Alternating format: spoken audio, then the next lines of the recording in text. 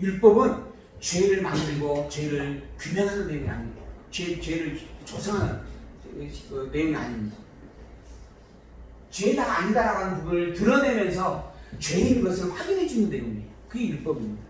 근데 율법은 바꿔 말하면 이거 지켜라라고 준 법이 아니에요. 율법은 절대 너희들이 지킬 수 없는 것이다 라고 하는 것을 알게 하려고 준 법이에요. 그게 율법입니다. 내가 죄인이다라고 하는 것을 이미 타락된 죄인이라는 것을 알게 하기 위해 준 법이 율법이에요. 그래서 죄를 만드는 법, 죄를 깨닫게 하는 법이다 이렇게 규명을 하는 겁니다. 그럼 율법과 죄와의 관계가 어떤 것인가? 율법이 있기 이전에 이미 죄는 있었다라고 하는 거예요. 율법으로 말미암아 죄가 시작되는 것이 아니고 이미 죄 있는 그 상태에서 율법이 주어졌다. 죄인이 타락된 죄인 상태에서 율법이 주어졌다. 이거 기억해야 됩니다. 그래서 율법을 지키라 마라? 이거는 저항으로 준 법이 아닙니다. 죄인 것을 알게 하기 위하여 드러내기 위하여 준 법이에요. 그리고 죄인 것을 드러내므로 말미암아 사모할 때 뭔가 내가 살 길은 오직 그리스도밖에 없다라고 하는 거예요. 그래서 아까 이야기 드렸죠. 그리스도의 약속된 말씀, 약속이 선포된 말씀이에요. 율법의 모든 내용은 나로 하여금 지키느냐 마느냐의 문제가 아니라 너는 그것을 통하여 증거되어 줄 자가 그리스도밖에 없다라고 선포하는 말씀이에요. 근데 자꾸 율법을 가지고 이거 지켜라, 저거 지키면 안 된다, 11조 해야 된다, 11조 안 하면 하나님도 떼먹는 것이 된다 이렇게 이야기를 해요. 이게 다 잘못된 일인 겁니다. 율법은 행위의 법이 아니에요. 율법은 철저히 그리스도에 대한 언약의 말씀입니다. 그리고 그리스도는 죄를 가진 자에게 자유함을 얻게 하는 구원의 분입니다. 그래서 죄가 무엇인지 알게 하고 복음이 무엇인지를 선포하는 말씀입니다. 그러니까 율법을 알지 못하고 그리스도를 말할 수가 없습니다. 또한 율법을 안다면서 그리스도를 알지 못, 그리스도를 배격하는 것은 있을 수가 없습니다. 아까 율법이냐 복음이냐 이건 너무 잘못된 거예요. 우리는 율법과 복음을 함께 어우릅니다. 그렇다고 율법과 복음을 짬뽕을 이야기하는가 그러지 않습니다. 복음이 있는데 복음 안에 율법이 있다라고 하는 겁니다. 자꾸 율법이냐 복음이냐라고 나누어 놓고 이야기를 하는 거예요. 그래서 이것만 강조하는 것이 극단적 율법지, 이것만 강조하는 것이 극단적 복음지, 이 두 개를 조화롭게 이야기하지 하는 것이 세미칼빈주의 이렇게 가는 거예요. 근데 우리는 아닙니다. 우리는 이 모두가 다 출발점도 잘못됐다라고 이야기하는 거예요. 율법과 복음은 대등한 관계가 아니에요. 율법은 복음을 증거해주는 도구입니다. 복음, 율법 위에 다른 많은 하나님의 증거의 방법들이 있어요. 심지어는 하나님 당신이 직접 이 땅에 직접 오기까지 하는 섭리가 있잖아요. 그런 많은 하나님을 증거해주는 계시의 섭리 가운데 하나인 거예요. 복음을 증거하는 증거의 한 방편이고 도구인 거예요. 그래서 율법을 통하여 복음이 보이지 않으면 이 율법을 처음부터 잘못 알고 있는 것이에요. 그리고 더불어 또 복음을 안 알면서 율법을 버려버리면 이것도 복음을 제대로 알지 못하는 거예요. 율법은 복음을 복음 되게 하는 농학 선생입니다. 그러면 우리는 더욱 철저히 열심히 율법을 배워야 됩니다. 구약 성경을 버리고 신약 성경만 우리에게 필요하다? 어떤 목사님들은 그렇게 이야기를 해요. 그래서 어떤 교회는 구약은 아예 강의가 안 해요. 신약만 강의를 하는 교회들이 많습니다. 특히 미국 교회가 굉장히 강하대요. 근데 성경은 구약만 있는 게 아니에요. 신약만 기록된 게 아닙니다. 구약과 신약을 하나로 엮어서 한 권으로 기록해까지 우리가 가지고 있어요. 구약 성경도 신약 성경도 다 하나님의 말씀으로 준 겁니다. 복음도 율법도 다 하나님의 말씀으로 준 하나님의 계시의 선물이에요. 그 선물의 농도가 실체와 모형으로 나누어졌다라고 하는 거예요. 실체를 증거하는 도구로서 기록된 내용이 구약의 섭리였다, 복음, 율법이었다라고 이야기하는 겁니다. 그런 이야기를 규명하기 위하여 율법과 죄 그리고 은혜에 대한 섭리에 대한 내용을 우리가 살펴보는 겁니다. 본문서의 기록의 목적, 자꾸 교회와 성도 되어진 자들에게 유대 율법주의자들이 와가지고 율법을 요구합니다. 또 더불어서 복음을 강조하는 자들 가운데 있어서 사도 바울이 고린도교회에게 행위적 내용을 고면했는데 이걸 가지고 이건 율법이다라고 하면서 아예 또 바울의 가르침을 배격하는 그러한 무리들이 있었습니다. 그러한 무리들을 향하여 내가 가르치는 것은 복음인데 복음이 결코 율법을 배제하는 게 아니다.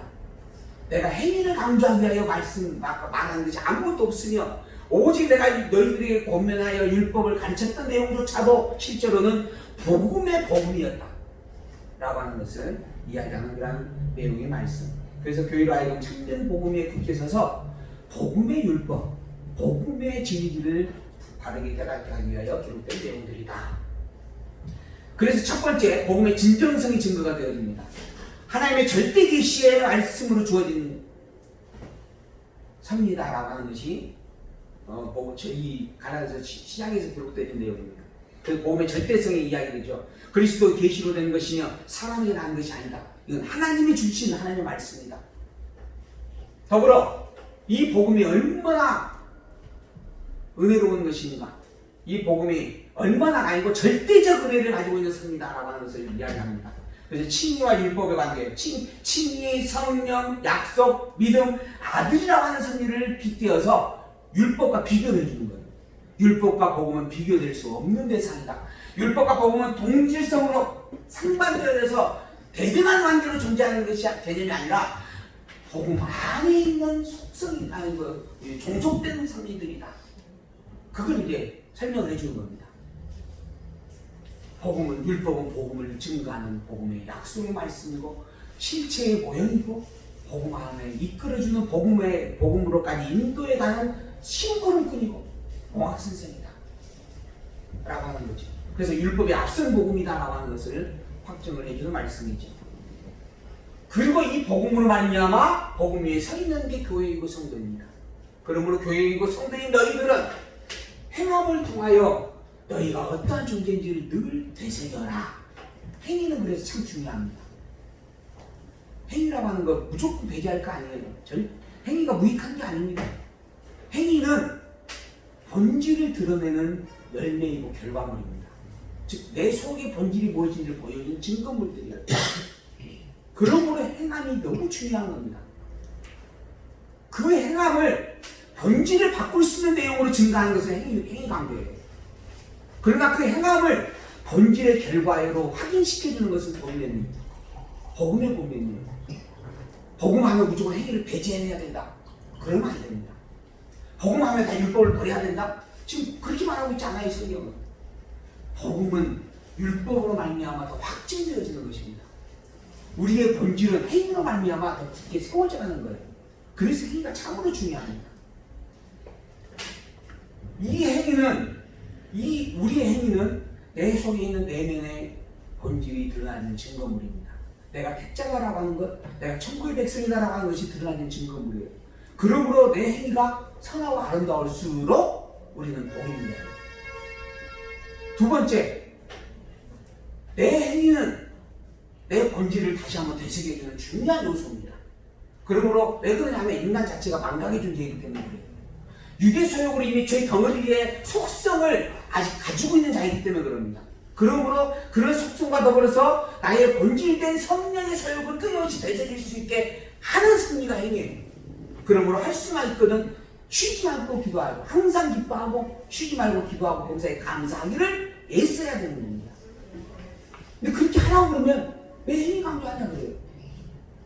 아까 말씀드린 것처럼 행위로 강조하는 것은 그 행위를 통하여 본질을 바꾸겠다라고 하는 의미의 내용입니다. 근데 지금 내가 바꾸겠다라고 하는 게 아니에요. 바꾸라고 이야기하는 것도 아니잖아요. 너의 본질이 무엇인지를 새기라라고 하는 거예요. 왜? 우리는 아직 성령의 소유만 가지고 있는 존재가 아니라 육의 소유도 함께 가지고 있는 지상교이기 때문에 그렇다라고 하는 겁니다. 그래서 성령의 소유인지 육의 소유인지를 분별하고 성령의 소유에 있어야 합당한 삶을 늘 되새기게 하려고 행위를 살피라고 하는 겁니다. 그리고 또 그렇게 하려고 애쓰고 몸부림치라 하는 겁니다. 그래서 항상 기도해야 됩니다. 기도하십시오. 항상 말씀을 읽고 묵상해야 됩니다. 항상 기뻐하며 찬양해야 됩니다. 그 성령들이 나로 하여금 올곧게 복음의 다리에 서갈 수 있도록 동의하며 붙잡아질 겁니다.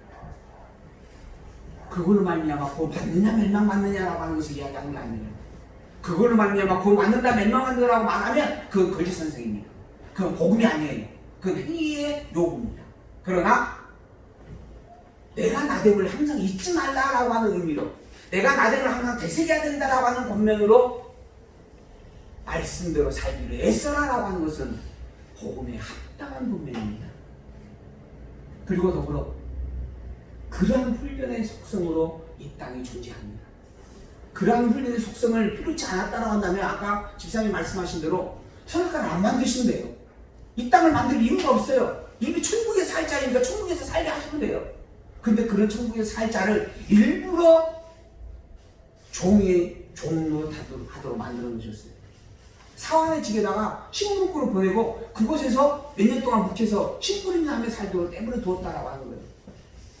그러고 난 다음에 왔어요. 찾아와가지고 너는 심부름꾼의 종이 아니라 사환의 종이 아니라 내 아들이다 라고 선포를 해줍니다. 사환의 종으로 타고 있던 자가 부자가 와가지고 그 사환의 주인이 와가지고 너 내 아들이다 라고 할 때 어떤 반응을 하겠어요? 여러분 같으면 어떤 반응이 되겠어요? 저 사람이 왜 어떤 소리를 내? 하고 의아해할 수 있습니다. 그러나 정말로 진짜 내 아버지가 그분이었다라고 하는 것을 내가 새기게 되고 확인하게 된다면 그때의 그 기분 어떤 기분일까요? 왜 나를 이곳에 두셨습니까? 하고 원망으로 가는 기분일까요? 아니면 내 본질이 저 아버지의 아들이었구나. 내가 이 사관에게 매여서 사관에게 억눌림 받으며 수탈을 당하며 핍박을 당하며 살아갈 자가 아니라 오히려 사환을 종으로 부릴 자였구나. 그러니 이제는 사환의 종이 아니라 사환을 부리는 주인으로 당당하게 사환을 맞이하겠다 라고 가야 되는 것인데 어느 것이 어떠한 모습이 우리의 모습일까? 분명한 것 알면 당당함으로 세상을 맞이할 수 있습니다. 우리가 하나님의 아들이라고 하는 것을 알면, 우리가 진정 교회라고 하는 것을 알면, 내가 성도라고 하는 것을 분명하게 인정한다면, 그리고 성도라고 하는 것을 확증받게 된다면 당당함으로 이 세상을 향하여 어떠한 유혹도 떨궈낼 수 있고 이겨낼 수 있게 될 겁니다. 그러라고 지금 말씀하는 거예요. 너는 세상에 속한 세상의 종이 아니라 하늘나라에 속한 하나님의 아들이다. 세상은 하나님이 잠시 잠깐 너를 훈련시키기 위해 머물게 했던 곳일 뿐이다. 이곳은 광야 같은 곳이고 나무리 같은 곳이고 너의 진정한 참 집은 천국이다. 너 이제 천국에서 나와 함께 살자. 그렇게 해서 오신 분이 그리스도예요. 예수님이에요. 예수님이 와가지고 나를 딱 손 붙잡고 너 이제 천국 백성이다. 교회와 성도라고 하는 이름을 가졌다. 그래서 우리가 늘 만날 때마다 성도님 반갑습니다 라고 이야기하는 거예요.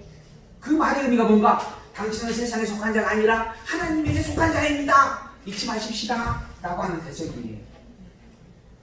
성도답게 당당하게 세상을 맞서 이겨내며 삽시다 라고 이야기하는 것이다는 거죠. 그런 말씀에 대한 내용을 이렇게 복음에 대한 내용을 강조해 주면서 생활을 통하여 권면해 주는 말씀으로 본문은 기록이 되어져 갑니다. 그래서 생활에 대한 기준, 신앙의 중심이다. 생활에 대한 원리, 육체의 깨를 버리고 성령을 쫓으며 살아야 된다. 그러기를 애쓰면 중심이 바로 설 것이다. 그 생활에 대한 실제 온유함과 사랑으로 행하는 우리의 모습이다. 이러한 것들이 내 본문에 자세히 나옵니다. 1장에서 6장까지 기록이 되어져 있어요. 바울의 복음, 내가 증거한 복음이 이것이다 하고 하는 겁니다. 그리고 다른 복음에 대해서 확인을 해줍니다. 그래서 이 복음, 내가 증거한 복음이 절대적 진리다 라고 확증을 해주죠. 그러고 나서 매살 방문하게 되는 이유에 대해서 설명합니다. 그리고 성령의 주체, 약속의 주체, 율법의 역할에 대해서 설명을 해줍니다.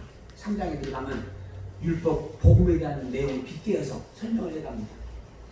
그리고 난 다음에 아들의 상태, 예수 그리스도를 통하여서 얻게 되어졌다라고 하는 추천적으로 확증을 해줍니다. 그래서 우리는 오직 예수 그리스도의 절대적 가치를 가지고 있는 자다. 본문에 가서 조금 더 구체적으로 이야기가 될 거, 확인이 될 겁니다. 계시를 통해서 이루어진 하나님의 말씀이요, 이신칭으로 이루어진 복음이었다. 그리고 하나님의 아들의 신분을 가지고 오신 그리스도가 우리의 유업으로 주어졌다. 우리는 그리스도의 사람이다. 우리가 가지고 있는 이 복음은 우리의 삶의 절대적 가치의 기준점이다. 그러니 성도의 교회라고 하는 것을 인정한다면, 내가 교회의 성도라고 한다면 그 중심된 복음을 잊지 말라. 그 복음에 굳게 서서 성도의 이름을 기뻐하고 복음에 감사하며 살자 하는 고백입니다. 이 고백을 다음 시간에 직접 본문의 내용을 읽어보면서 확인을 할 수 있는 시간을 함께 나누기를 약속드리면서 오늘 말씀 여기까지 마치도록 하겠습니다.